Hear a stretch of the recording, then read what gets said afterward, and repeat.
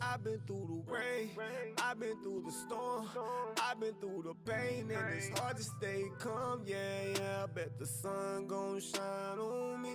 It's gonna shine. I bet the sun gon' shine on me. It's gonna shine. I've been through the rain, I've been through the storm, I've been through the pain, and it's hard to stay calm. Yeah, I bet the sun gon' shine on me. It's gonna shine. I bet the sun gon' shine on me. It's gonna shine. All of the pain inside, it's hard to let the shit ride. Homicide, homicide, why they take my nigga life? Seems I got some shit with my family, I'm trying to get it right. 2 daughters, 2 mother, 2 family, that's right. This the shit I live for, I keep that shit they kill for. Try to kill my spirit, yeah, my music what I heal from. Keep that weed coming, cause I ain't trying to feel nothing. That shit broke my heart when I caught my cousin stealing some. Tell me why me when I'm really trying to build some. Fed some young niggas, little bitches set me up, huh? Should've killed them niggas since then. I done triple boy. Probably 25 to life, I pull it from my hip. Yeah.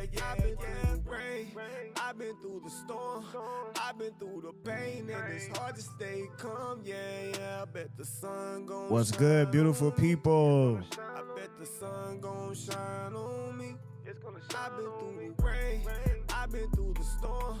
How y'all doing out there today? And it's hard to stay calm. Yeah, I bet the sun gon' shine on me. I bet the sun gon' shine on me. April 11th, I lost my pops. Y'all come on in and gather up, like, share, and subscribe for us. Tell me life can't transform, and you can't tell me that I ain't the one. What's going on, Don, Allison, and Ian? What's up with y'all good people? Niggas ain't down for you find that fire, and then you start racking, you find that plug, and then you start stacking the niggas is robbing. You better stay packing, ain't doing no talking, just know it's by action. Saying you love me, give me expression. We don't take pleas, ain't doing no confession. Nationality, I swear it's a blessing, knowing I'm a king, and I got the recipe. Give me the keys, you know I'm gonna run it too far in the game. Ain't doing no front, let's get to this money. You coming, little mama, LRP, and we way up in God. Man, such a beautiful day, guys. We'd like to welcome everybody to In God We Trust Academy podcast today. And all thanks to the Almighty, man, for everything that has transpired up until this very moment right now. I always thank each and every last one of you guys for your participation and everything that you guys do. And just appreciate you always being able to show up and just rock with us, yo. So it's always a great thing to have you guys as well, man. Everything that you hear, guys, for educational and religious purposes only. So anybody seeking any form of legal advice, go and get a legal advisor. But other than that, man, what y'all listening from, man? Drop some ones. Let me know where y'all at, where everybody listening to right now, so we can get a check-in. I'm doing pretty good, Miss Jones. Yes, I'm doing good today. We're going to talk to you guys about, man, playing the American game. Buffalo, New York, what's happening? Buffalo, Massachusetts. Yeah, that's what's up. Glad to see y'all, man. We're going to talk about playing, though. Playing the American game, guys. Stop dreaming. Wake up. Play the game, yo. You have to. And for those of you that everybody that knows that we are literally the spirit, I'm going to say consciousness, because consciousness is aware of itself, right? And the consciousness, man, we are literally having what you would call a human experience that we are literally full in control of, right? And there are what you would call link angling with your boundaries that has been set. I didn't see your location drop, Swan Nature. It didn't show it to me. Let me know where you at. Little Rock, Arkansas, what's up? But yeah, man, just know you in control, yo. We gotta play this game. Now, everybody always talk about the American dream. They want you to stay asleep, yo. Stop dreaming. Okay, Georgia. Georgia in the house. Okay, I see you. But they want you to, they don't want you to play the game. They just want you to sleep. They want you to dream. Chicago, Tampa, Florida. Man, what's up? I gotta come to the shop, man. Cali. Cali always show love. Yeah, I gotta come to the shop, though. But let's talk about it today, man. Let's talk about the American game. Because you guys been dreaming for so long and you haven't woke up yet to start playing the game. And it's kind of like, you know how if you play a video game and then it's just sitting there, and then the enemies will still come and hit you. They can do whatever they want to do with you because the game is going to continue, no matter if you are in a sleep stage. So what I'm telling you, and then this the thing about this game, you can't pause this game. So you're going to have to play it one way or another, but you have to realize what position are you going to play this game in. Thank you for the gifts. You got to realize that right now, people, what position are you going to play this game? Because it's being played, and you're definitely a part of it. Do you know the rules to the game? Right? Do you know exactly what's going on around you? Are you aware of what you are in full participation of? You know what I mean? Like if we're gonna look into the divinity of ourselves, to the pureness essence of thereof, it is the essence of the pure energy of which involves it to consciousness, which is what we are, right? So if we're gonna be aware, consciousness needs to constantly be aware of itself, and that means any and all thing that it's a part of it. It has to consistently be aware of itself. So are we aware of ourselves? That means the system that we participate in and the laws, just everything. And this is where things need to change at when it comes to with you. You need to really know what you're involved in. And how does this affect you? How does this affect your community? How does this affect, the people as a whole, all across the world? We need to know that, right? Because we need to be aware as consciousness. We have to be aware. So my point to me saying this to you right now, the number one thing for people is to create what you call forms of economic communities. Not just communities to somebody you walk out high and by, you never speak to each other. No, be intentional with what you're creating. Economic communities. All right? And I'm saying that just by making sure that we, align ourselves to be able to flourish the people in the community, not just some form of a actual public forum such as, these big corporations and things of that nature, right? We have to be intentional with what we do. We have to make sure whatever we give to, it reciprocates back to us. If it does not, it is a waste of your time. It will deplete energy because it does not return it back to you, is my point. So something of simple as that nature, we should always form something to where we give to it, it also gives back to us. And it's a constant replenishing of energy back and forth to one another. If we're not creating those type of systems, then we're definitely looking to be defeated. And that's a fact. So I guess you're like, well, what are you saying? Well, also, we need to be fully aware that, yes, the United States is a corporation. So if the United States is a corporation, then we should ask ourselves, who are the shareholders of this corporation? Just a simple question. Who are the actual shareholders who receive all dividends, principal payouts, and interest? Who is that? Who does this benefit in every single factor, right? We have to know that. So, and if they're also, now we're speaking on the corporate commercial side of things. That's just the business side. Now, we also have what we call dealing with the actual land, the United States of America. uh, Marcanos. Uh, if you go back, etc., the certain territory, there's a lot of things that people just don't truly understand. And they left out the understanding of who uh, the actual sultan of the empire of Morocco, who he really was, and the power that they had.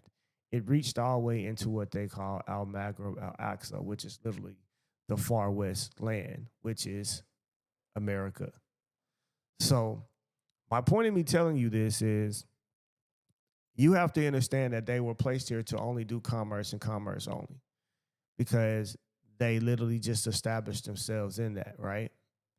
Now, but they also wanted to establish the actual constitution for them when it comes to them as ruling independently of themselves. Great, cool, whatever. But the way it's played to you today is that you need to truly understand that we are all merchants.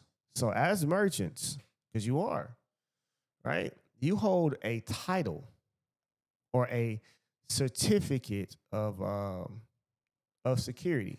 I'm gonna say you hold it right now, okay? And this certificate is connected to a certificated security, okay? And this particular security is to literally benefit. It is to literally benefit from you, but it's a reciprocation of energy because you have to understand this entity, which is your straw man, that you call it, if you want to call it the let's see, the straw man. You can, dealing with the all caps, dealing with the actual Social Security, etc. Right, all of this type of stuff. This is a legal fiction. Okay, so I want you to act like you just turned on this game called America. And when you turn this game on, they ask you, okay, what are you going to name your avatar in this game? That's your legal fiction. Okay? You have the birth certificate for it, which shows you a shareholder of this corporation. And you also have the birth certificate to show that you have a right of soil as a living man. It represents two different things, right? Living man. When I say man, I mean male and female.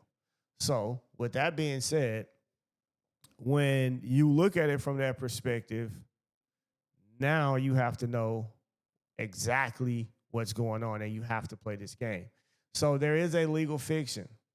And this actual legal fiction, you're fully in control of. This is your avatar in the American game here. Okay?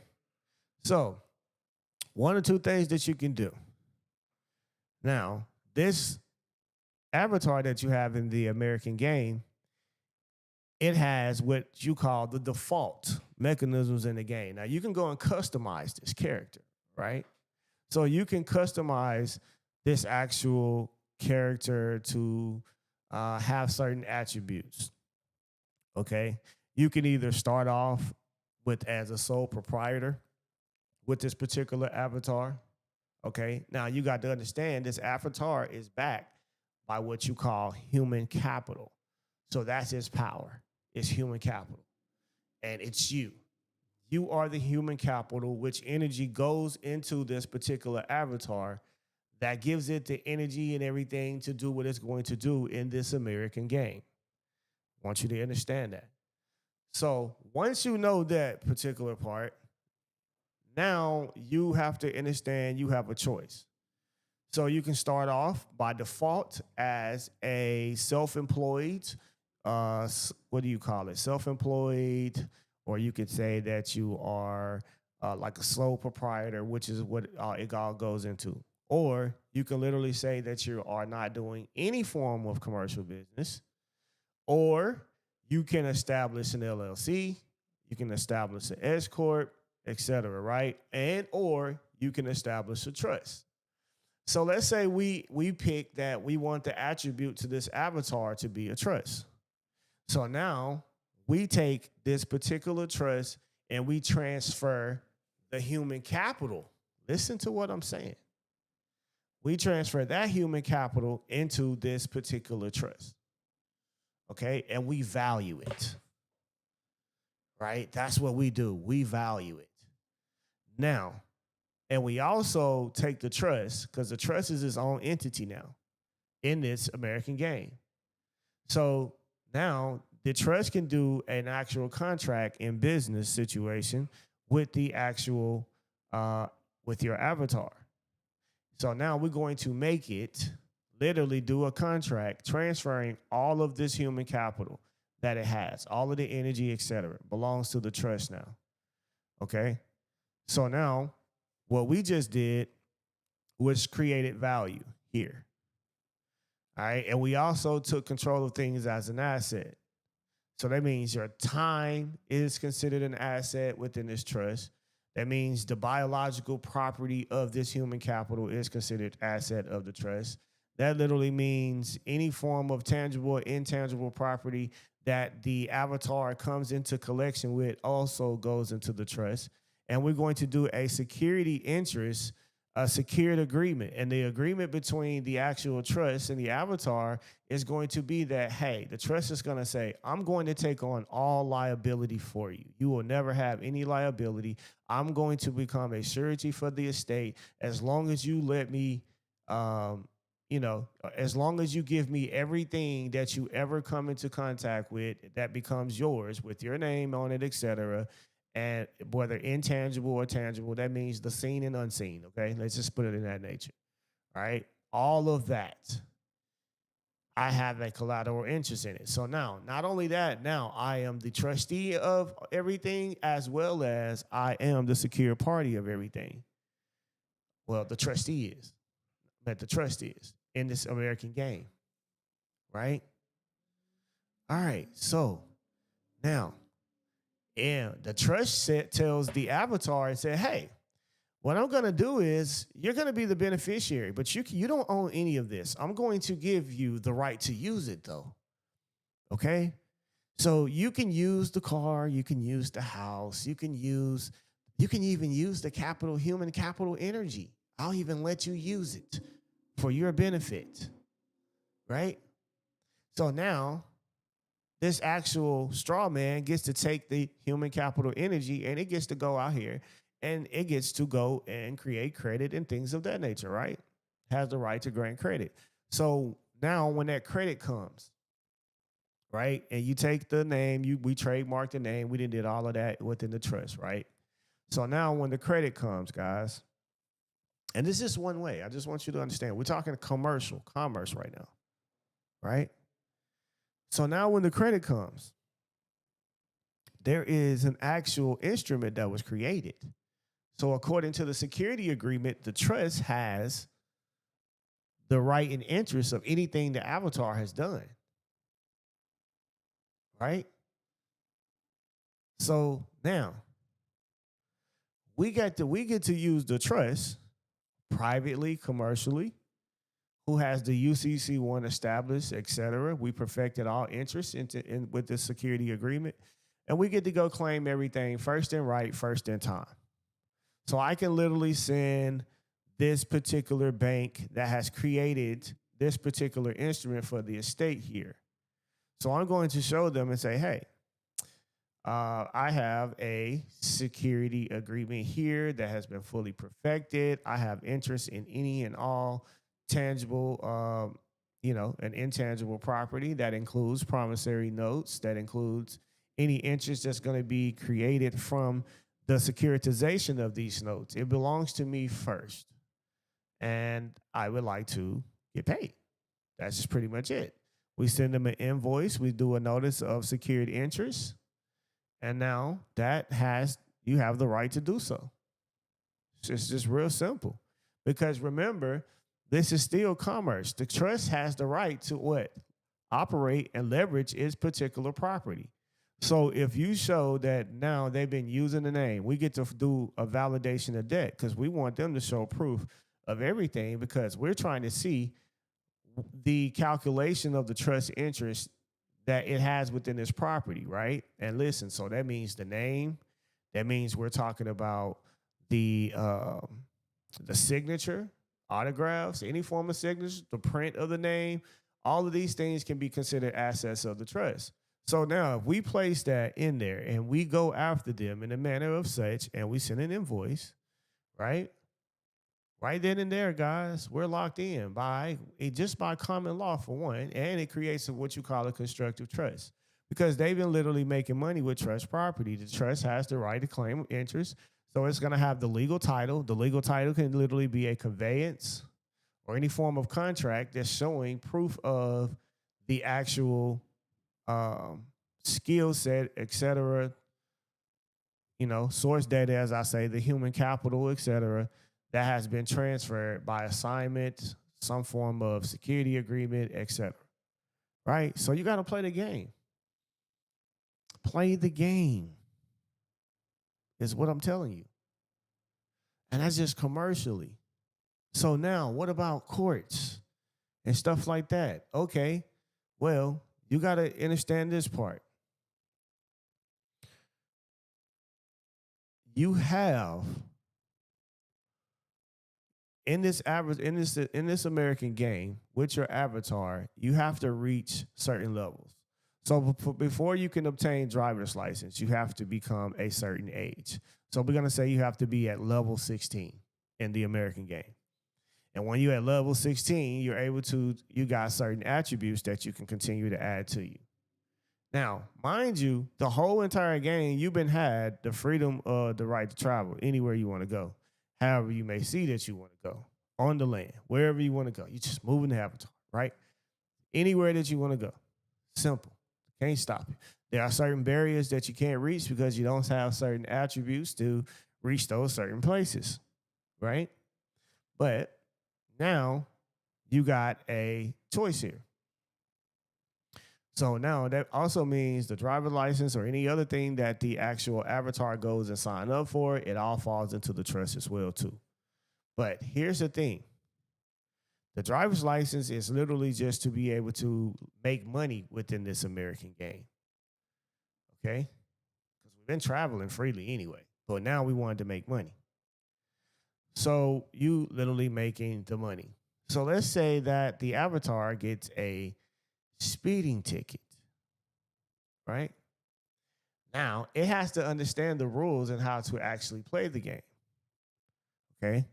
Because according to the rules of this American game that was in the instruction book called the United States of America Constitution, and when you read it, it says in the Sixth Amendment that all crimes, okay, all criminal prosecutions, not some, but it's at all, okay? They are literally supposed to be by public jury, in the public, and afforded an impartial tribunal. So it has to have the right to have a jury, a full jury trial. So if this particular place is doing a bench trial, then according to the rules of the game, of the rules and procedures of this particular court, of the game they gave us, we have to play by the rules. Now, there's two things that's going on here. We have a commerce side here with the court that we're having to deal with, which is going to come strictly from the trust. Or it's going to have a actual common law constitutional side of things. Because this is according to the rule book. Okay? So let's go to the rule book. We look at the rule book. The rule book says this, and now we see that this court has limited jurisdiction. It can only offer us a bench trial. So, according to the rules of the game, we have the right to do an affidavit on this particular matter. We can do a judicial notice if we want to, but at the same time, we need to do a motion to dismiss first, okay?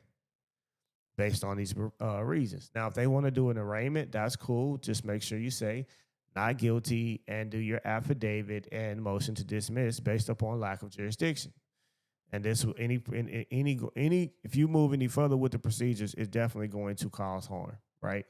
We have to be able to show irreparable harm. So we make sure that we do that.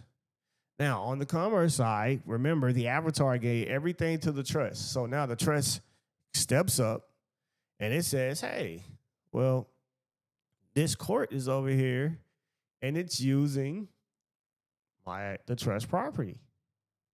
So the trust will now serve the clerk with a secured interest notice along with the perfected UCC, right? It could show the conveyance of the assignment of all the human capital, or it could show the security agreement holding the human capital, et cetera, and tangible, intangible property, and all things, et cetera, right?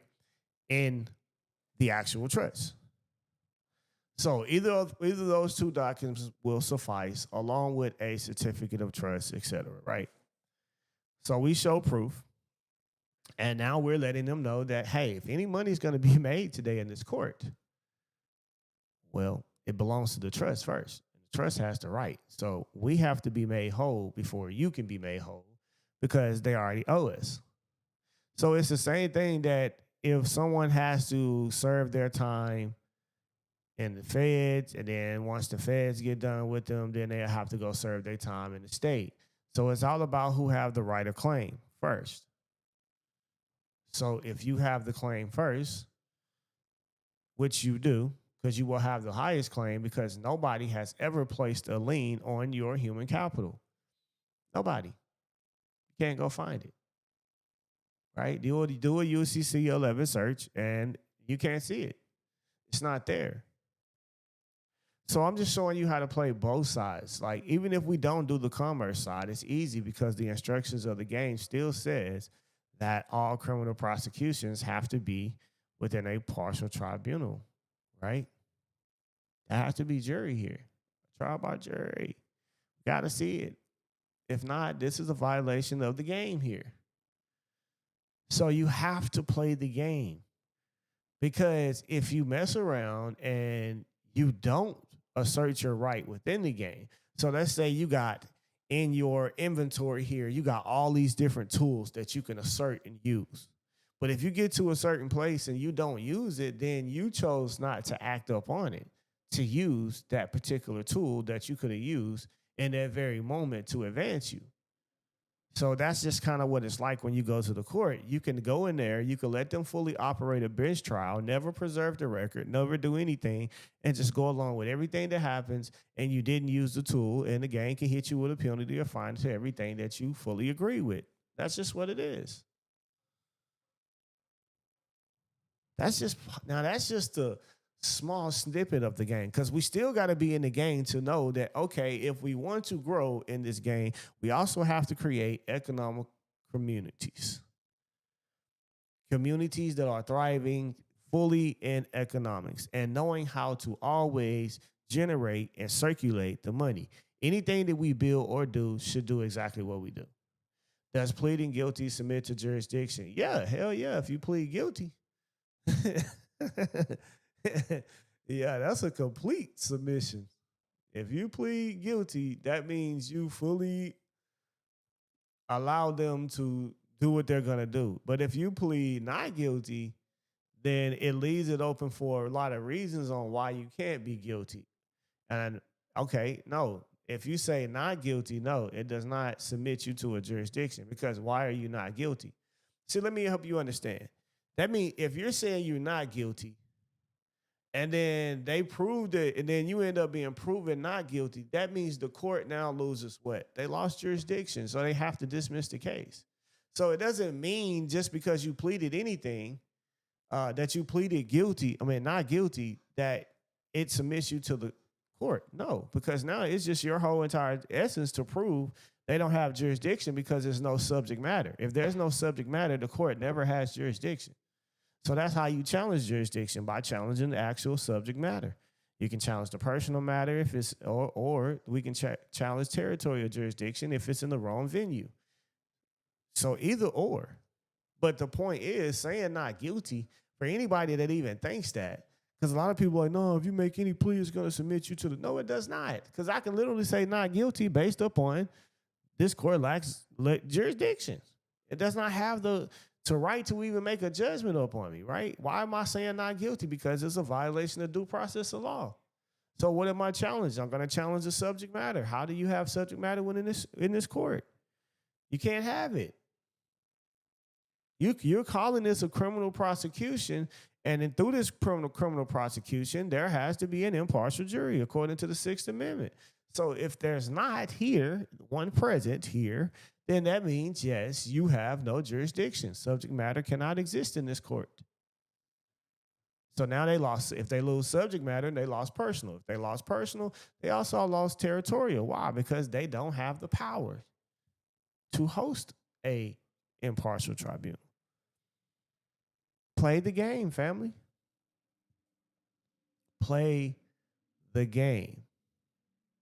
Seriously. And it's just reading the instructions. Read the instructions. They took oath to do all of this type of stuff. I don't care if they deny your motions and all of that stuff. Who cares? Make your motions, follow the court rules, do everything that you're supposed to do, preserve the record, and when you get to the appellate court, which is an Article III court, when you get there, they're only going to look at two things: law, due process of law, and facts. So literally, if you preserve the record all the way through, then it's going to be in your favor every single time, because due process is the main thing about court. It's that simple. Same thing with a contract. It's the due process. That means all obligations has to be fulfilled. That also means everything, when it comes to contract law, everything has to be fully disclosed. So operate. What I'm talking to you and what I'm saying to you right now is literally trust administration. How do you do it?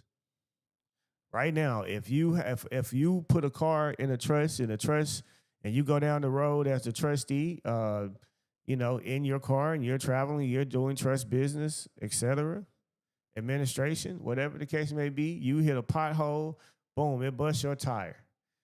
Uh-oh. Now that means that the trust has one job to do. You know what I mean?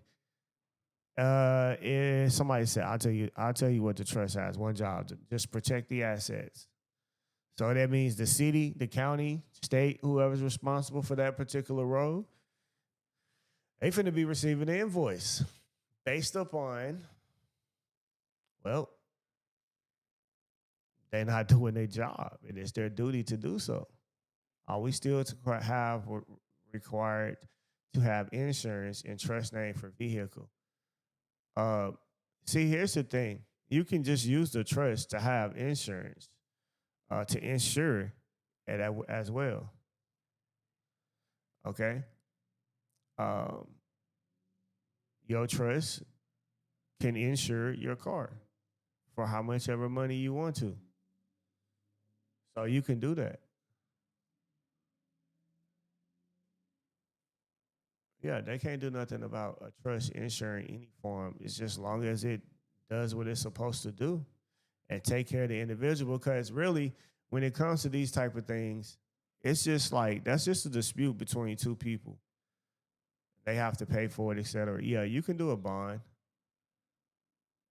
You can do a certain type of surety bond for the trust, for its any form of liabilities that it may run into, et cetera. And then you can place your car, your house, anything like that you want to under it. You can do it that way as well. Somebody said, I may have missed it. How does one preserve the record? Easy. That means you assert your rights. You follow the court rules, procedures, because if you are being charged with something, you got to remember, you are a witness unto yourself. So you seen everything. You were involved. You know everything that happens. So your affidavit is considered evidence, and you can sign off of it because you have firsthand knowledge. So it can be considered and taken in as evidence. So you take in all of that evidence. And then now, the affidavit can say a lot. There's two things that needs to happen with the affidavit. If they violated any procedures upon your arrest or anything like that, or your encounter with these particular officers, when that happens, you want to literally put the additional facts of what happened, where it happened, how it happened, who was involved, stuff of that nature, right? But you also want to put in your affidavit things like how the court lacks jurisdiction. And you can prove it by using the actual law, because that can go into your affidavit of facts. So upon the affidavit, now we're going to do a motion to dismiss. So everything we're doing is due process. We're preserving the record. One, we're making sure we tell the truth. We showing proof through it as well. And we're operating according to the rule of law, right? As long as you do that, you are preserving the record. So now this motion has to have a hearing. If the judge don't deny the motion, have a hearing or whatever the case may be, and he just ignores it, and then he continues on to a trial, that is literally where they violate. So what you have to do is we can enter into we can do a motion to reconsider, because we're going to tell the judge, like, hey, you need to be fully aware that you're violating due process right now. And you are stepping out of your immunities because you are basically a public servant or official under oath, right?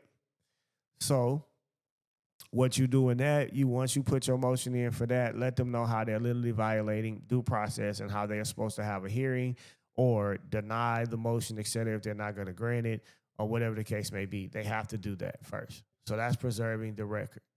So let's say he pushes on and still goes through the trial. Well, now we got record of these things being done and filed on the docket. So now when we get to the appellate court is going to look and see the records. What's on the record? What's on the docket, right? So it's going to see that, one, you did an affidavit, you made a motion to dismiss, the judge completely ignored it, and continued on to a trial, tried to continue on to a trial, but set a trial date. You did a motion to reconsider. Upon that motion to reconsider, that's you exhausting the remedy. The judge still continued to go forward, right? So now we could easily go right ahead and do a motion of prohibition easily, okay? We can go up to the next highest court. You see what I'm saying? And when we get to the actual highest court, we can do a motion of prohibition. We can do let's just do a prohibition, because we want to stop them from doing this particular procedure that is going to cause irreparable harm. So we're going to, or we can do a writ of mandamus, either one of the two, but I prefer prohibition to make them have to do this. All right? It's what they call interlocutory motions. Okay? And when they do that, when you do that, they have to answer, because you're going to show them the proof of the record. All they care about is law and fact. Law meaning due process of law and the facts that's provided within the case. That's it. So show them the law and the fact. All right, here's the due process of law. Here's what was supposed to happen. This is exactly what they did. They carried out and tried to set up a motion. I need you to prohibit this right now because the motion needs to be heard first. And they will do it. And then they carry on from there.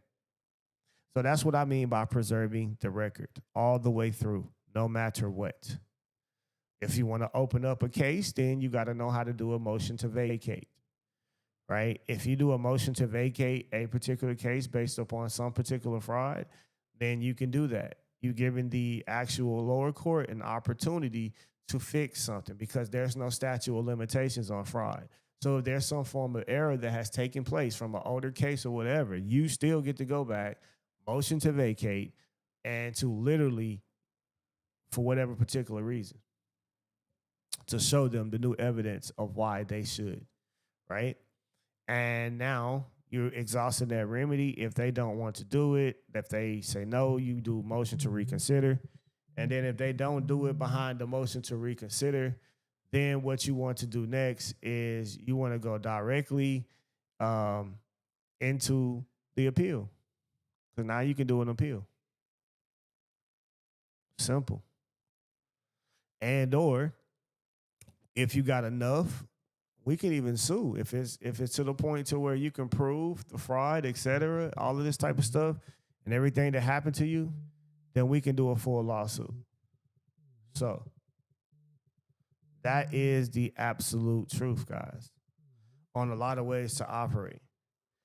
So, and I look at everything like a trust because the rules and procedures of the court is a trust. The UCC is a trust. The state constitution is a trust. The U.S. Constitution is a trust. All statutory laws that's been legislated is within a trust. It all operates as a trust. You just need to know who it's for, your position when it comes to these particular trusts, and how to make these public servants operate on them fully. Okay? So, if you actually hear what I'm saying, I have a trust administration class coming up that's going to teach you how to transfer your human capital, okay? How to actually operate it within your trust, how to do motions to intervene, protecting the trust property, how to send out private notice of secured interest to protect the interests of the trust, just literally how to move. And even on top of that, just how to operate other things within the court, okay? Or dealing with mortgages or anything of that nature. Just literally learning how to even do set-offs, because you can do a set-off based upon them using trust property. They can't deny the trust, and they cannot deny the trust rights of its interests and rights within any form of property, especially if it has perfected its interests. I'm going to show you that. July the 26th, okay? So we do have a trust administration class. If you want to be there, come rock out with us. For sure, you can do it by live stream. Okay? Trust administration by live stream or in person. Fort Walton Beach, Florida is where we'll be.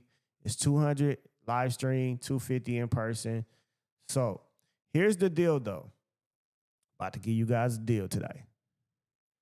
All right. Today, and today only, you got until 12 o'clock tonight. Okay? You can pay $125.